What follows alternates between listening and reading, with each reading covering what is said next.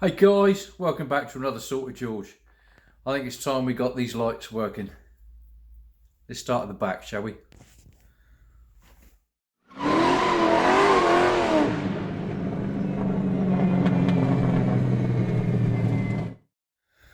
Okay, on the Scamp, on this 73 Scamp, the lenses are held in place via 4 screws on the outside, and you get to the bulbs via the outside, rather than like on the Polara. Yeah, oh, hang on, I've only got 2 in here. I'm missing 2 screws here. Oh, never mind. Rather than the Polara, you had to get to everything via the inside. These ones are via the outside. If I open the trunk up, obviously you got the wiring coming up. It comes along the top of the trunk, as it does, down to here. You've got a junction here. One goes out through on the driver's side, and then the other one goes through to the lights, etc., on the passenger side. Right. Let's have a quick nose at the wiring first, and then I'll come back to you. Right, I've just been tracing some of the wires, and we got 1 or 2 that are broke. Now, if you can see that pink wire there, that's broke. That's this one. As you can see, that's broke, and that goes to the inside bulb holder. So that's going to be the reverse light, and there's the outside. So we definitely got no reverse lights, and also it's the same up on that one as well. I've found both pink ones are broke, but also the this one, if I pull, there you go, hang on, sorry, that black one there's broke, so a couple of repairs to do. Okay, I've got my test light. I've earthed that out. I've put the battery on. I've put it in reverse, and this pink one should be, there you go. So there's the reverse lights. Let me just take that out of reverse. Right, she's out of reverse. Try that again, just to double check. Yeah, there's nothing there. That's the reverse lights. Right, so that's the reverse light wire found and fault found. Let's crack on. Right, I've got both lenses off. I've got a double orange one in here for whatever reason. This one, if you look closely, actually turns in place. That's how old this bulb is, but thankfully it does actually turn out of the socket, so that's good. But this side, unfortunately, they are both seized in the socket, and they are not going to budge.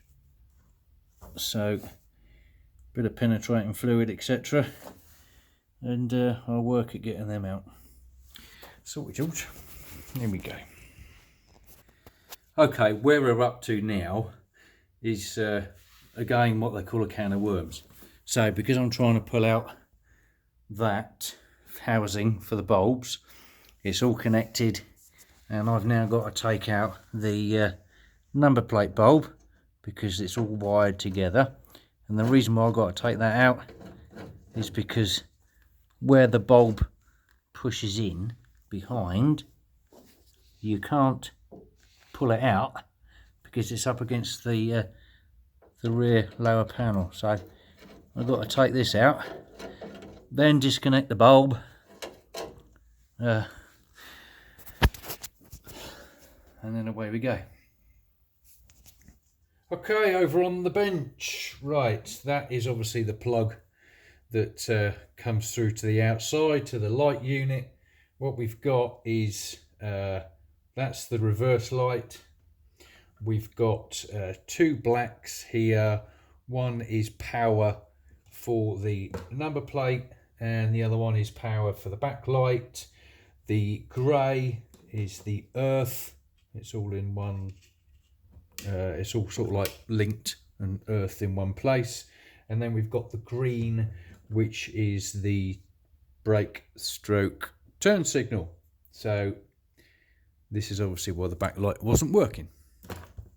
And we've got the passenger side out now. Thankfully on this one it's only the reverse light wire that is broken. The other two are intact, which is good because we've only got 3 to this side, because that's the side that feeds the license light. So right, let's start stripping some wires and connecting them together. Well, we managed to get the bulbs out with much persuasion. As you can see, like I said, like they rust in, and some needed a bit more persuasion than others. There you go. Sorted, George. Right, let's make some connections up, shall we? Okay, connections are all done. I've connected them, wrapped them individually, and then wrapped them up as a whole, so hopefully they won't pull apart, etc. So, and also managed to get out the 2 broken screws from the backlight housing, so that's good. I'm just going to have a nose to see if I can find some replacement screws. If not, I'll have to go 3 and 3, but never mind. Okay, battery on. Brake lights off. Side lights, brake lights off. Left hand indicator, brakes off. Left hand indicator off. Right hand indicator, brakes off. Right hand indicator off. Reverse lights, brakes, left indicator off. Right indicator off. Brakes off. In park, lights off. Ignition off. Right, that's that job jobbed. Now on to the next job. Right, next job is to take out the high beam switch. It seems to have seized. So we got 2 5/16 bolts down here. Just going to take them out and see how we can see if we can do anything with that up on a bench. Okay, back on the bench. Now, one of the reasons why I like to check over some things like this is because although it appears to be seized, what I've noticed is that there seems to be a heck of a lot of carpet jammed up underneath in here. So it might not actually be seized, it might just be where it's got carpet jammed up in there. And you can see, come closer, you see I'm trying to get that out. So it might just be that there's carpet jammed up underneath here, hence why it now won't press. So let's give that a try to see whether or not we can do anything with it. If not, we'll just get a new one. I know they're cheap enough, but if we can save it, why not? You wouldn't believe it. I've just put this in the vice now, got some vice grips on it, and I just started to move it. And it's just come up. You can hear it clicking. There you go. All because the carpet was jammed up in there. That's all that was. There you go. Wants a bit of WD on there.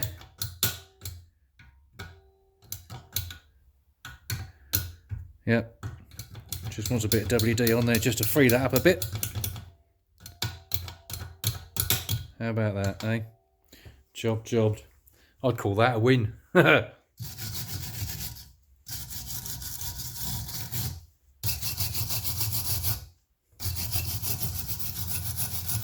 Nothing wrong with that. Julian 1, light switch nil. And she's back in and she's working lovely. So we're George. Right, let's just check the lights now. Right, let's see what we got as regards lights. Right, we got one light over there. There you go. I don't know whether that's actually connected because nothing is working over that side at all, but you can certainly see that going up and down. So at least we know that's working. Right, let's check out that driver's side headlight. Well, I think I've just found out what the problem is. If you look down in there, not connected. It ain't connected. Right, let's take the light out and connect her up. Right, it looks like we've just got 4 screws around the outside there. There's 2 there, 1 tucked up there, 1 tucked down there. Take this off, and then you've got this ring that holds the actual light unit in itself. Seal beam unit by the looks of it. Right, let's take her out. Right, she's out. There's the connector. By the looks of it, what somebody's done is just sort of put it in a bit quick because they've bent these up. I don't think they had that on properly. So right, let's go and straighten these up and put them back on. There you go, that's a bit better. Right, let's try and get that plug onto them. They look a lot better, don't they? Sorted, George. Right, that's that done. Let's check it out. We should have side lights, dip beam,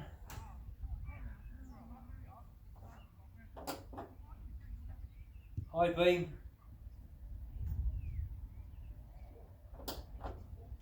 back down to dip beam again, back down the side and off. Tell you what.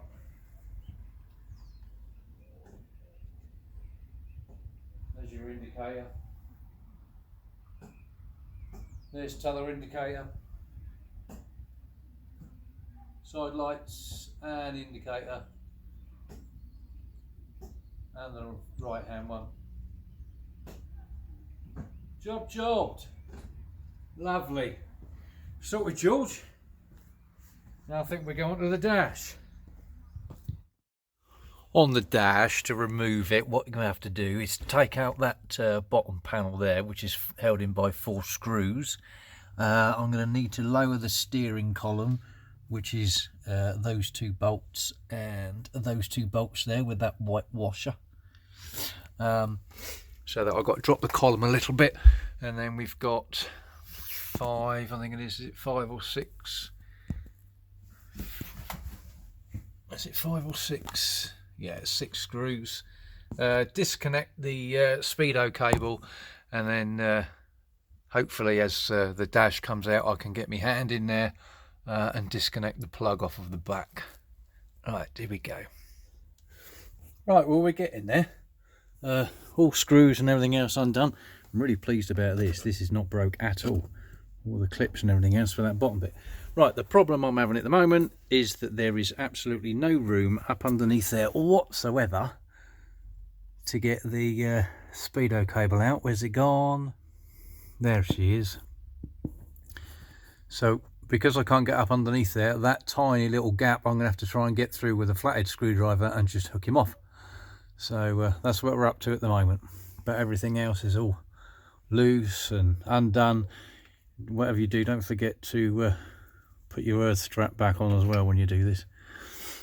Yeah, so that's what we got to do at the moment, is just get that one there off, and then hopefully we should be in business.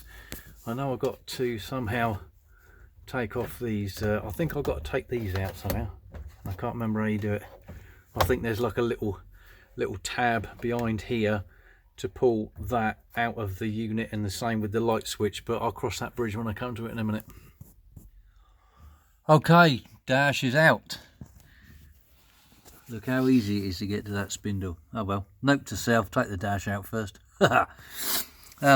This is the panel I was on about here, this one. You can't get your hand over to then come and get the speedo cable. It's a nightmare. Right, well, there's the plug off the back of the dash. There's your wiper, and there's your ammeter, and then there's your light switch. So all of the switches have actually come out in the dash.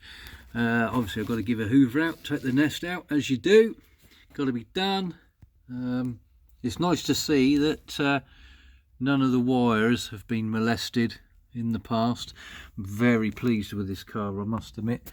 Literally everything, there's nothing broke on it at all. Everything's all intact, even these corner bits, and same up on the other side there. It's all intact. It's brilliant. Even this here, look, looks like it's the old factory cover. Never got pulled off. Look at it. Unreal. Brilliant. Don't know what this is. It's like a headlight alarm or something. A headlight alert.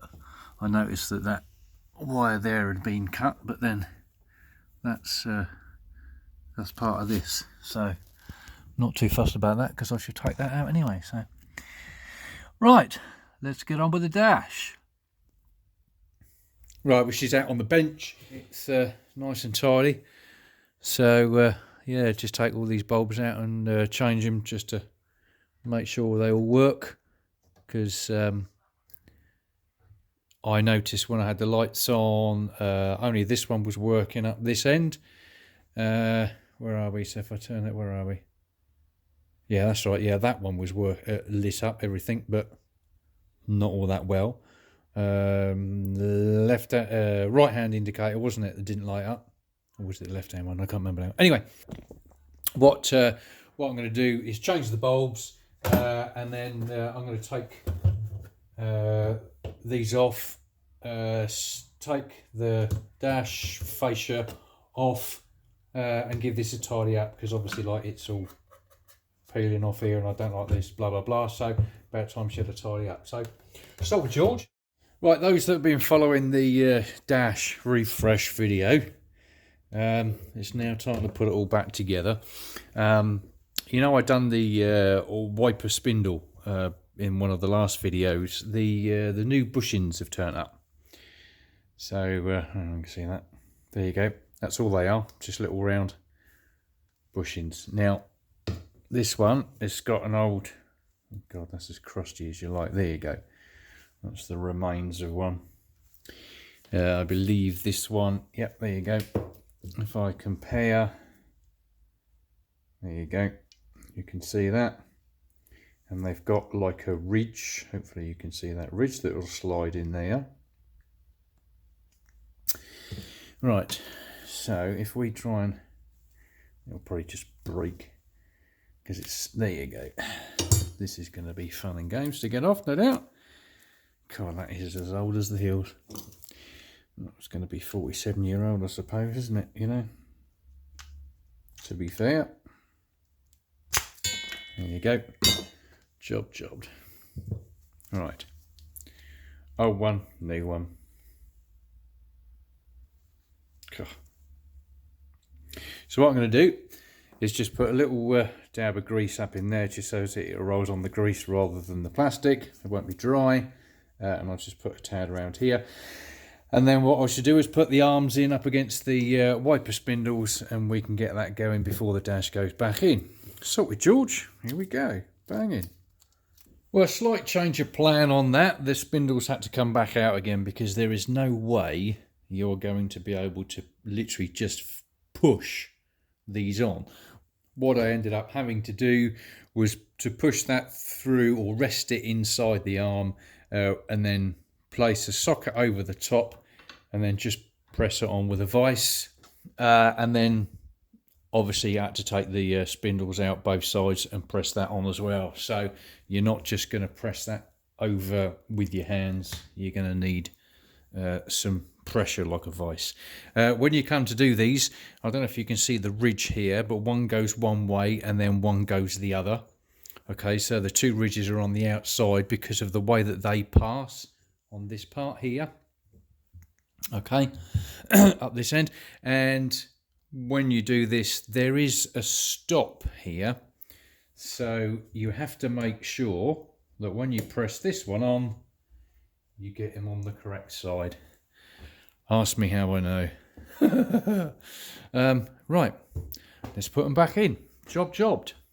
Okay, we're almost there. I've just got to put the 3/8 nut on the arm to the wiper motor. We've got that one in up there, and obviously we got that one in there, and that has been a pain in the butt, but never mind, it is what it is, can't be helped. So right, just going to put that 3/8 nut on, and away we go. Let's do that, and then we'll try out the wiper arms themselves. Banging. Okay, we have wiper switch in. Let's see if it works. Do I have to put them together? Yep, I do. She's working.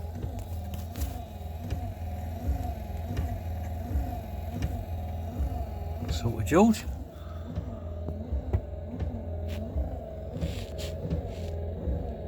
That's good. Right, so if I switch that off, then that'll go to park. Hang on, let's try again.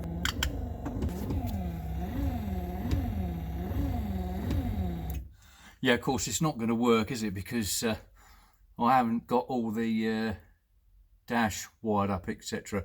I've just taken out this wiper switch and that was just to test it. We know it works because obviously when I've done the revival of the 3-speed wiper motor, when I switched it off, you saw it actually go into reverse for park. And now, has this got a park? Yes. The way that works is that on the parking mechanism, there's like a relay. There's an extra wire, and basically what it does, when you switch it off, it switches the relay over to power the motor to go into reverse. And as it comes down to park, the cogwheel, as it were, it's the way that it's shaped, it's quite clever. But as it comes around to park, then it switches that off. Yeah, sorted. But that's obviously why it's not working at the moment, because we ain't got the rest of the dash in. So right, let's crack on. Sorted, George. Right, centre section is in.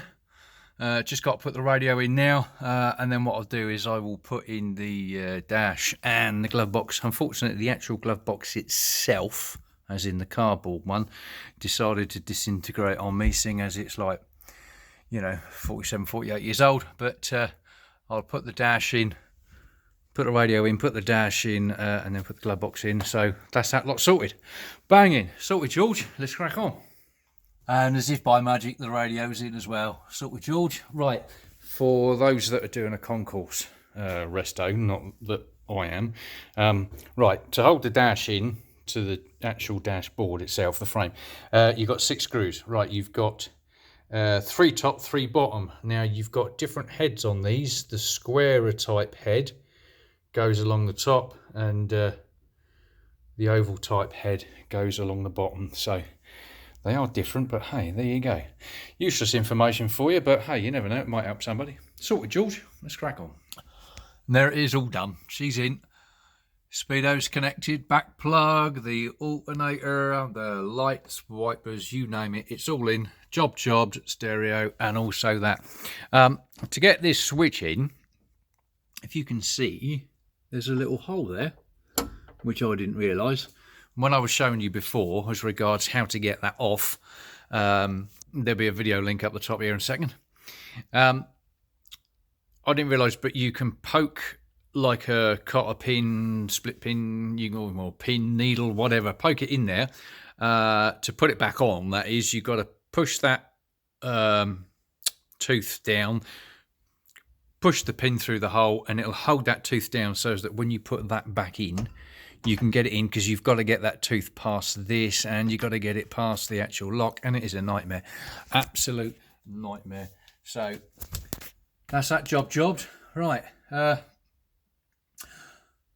Test the lights. Here we go. Okay, let's test the lights on the dash. Let's turn the ignition on. Let's go for left-hand indicator. Oh, and it's flashing as well. That's good. Sorted, George. Right-hand one as well. That's good, because that wasn't lighting up. Lights. Oh, that's nice. That's all lighting up. Lovely. Banging. Let's try that switch down there. Yeah, that's good as well. turn the lights off, and if I turn it full, does it or doesn't it? Yeah, there you go, that's good. Sorted. Right, that's got all the lights working. Banging. Sorted, George. Right. Jobbed. Right, last job of the day. What I've just done now is I've just put on the new electric fuel pump. Just a little clickety-clack job off of the bay. As you do, I got rid of that Holly Blue pump that was just, leaking fuel everywhere. So I've put it down here. Put in a fuel filter, so that's good. Right, let's just give her a quick start. Right, well, you can hear it.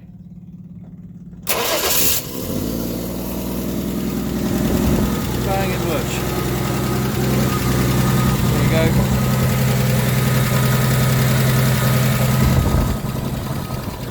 I can feel that pumping away, pulsating, so that's working lovely. Lovely.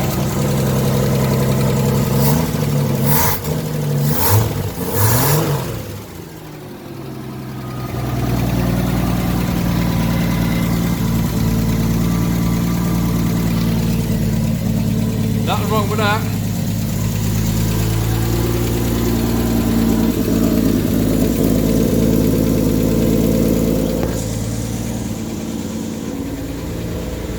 Now we got the engine running. You can see the indicators flashing properly now. There you go. Sort of George banging. Right. Switch her off. Right, lovely. That's them few jobs done. I'll call it a day now on this video. At least we know all the lights are working, got the fuel pump done, and got the wipers done as well, so that's good. Got a lot done now. Right, thanks ever so much for watching, appreciate it. Like, share, subscribe if you wouldn't mind, and I'll see you on the next one. Sort of George.